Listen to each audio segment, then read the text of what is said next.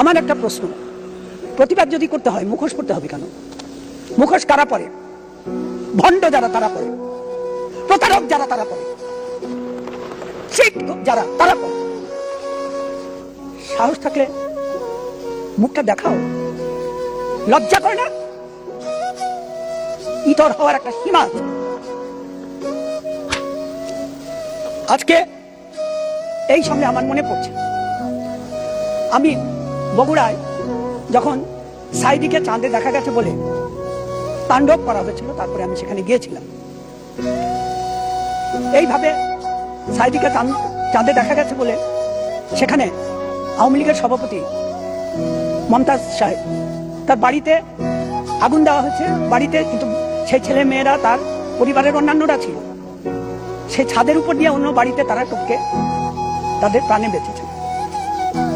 স্টাইলটা একই ধাঁচ এবং একই ভাবে এরা অন্ধকারের জীব হিসাবে। আর সেখানে পবিত্র মসজিদকেও ব্যবহার করা হয়েছিল। মসজিদের মাইকে বলা হয়েছে সাইদিকে চাঁদে দেখা গেছে। ফেসবুক ব্যবহার করে যে মারা যায়নি, আমরা তাদের কাছ থেকে কৈফিয়ত চাই। কি হবে, মেরে ফেলবেন? আপনারা তো শহীদুল্লাহ খাসাকে বাড়ি থেকে উঠিয়ে নিয়ে মেরেছেন, আপনারা রশিদুল হায়দারকে মেরেছেন।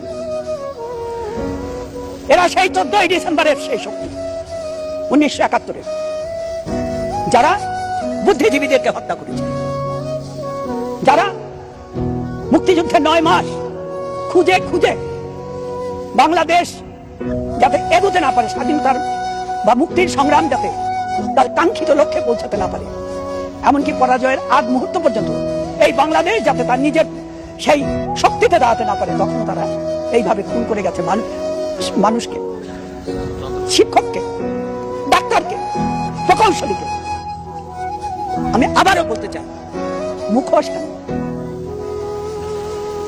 কাপুরুষ মুখ দেখানোর সাহস থাকে না।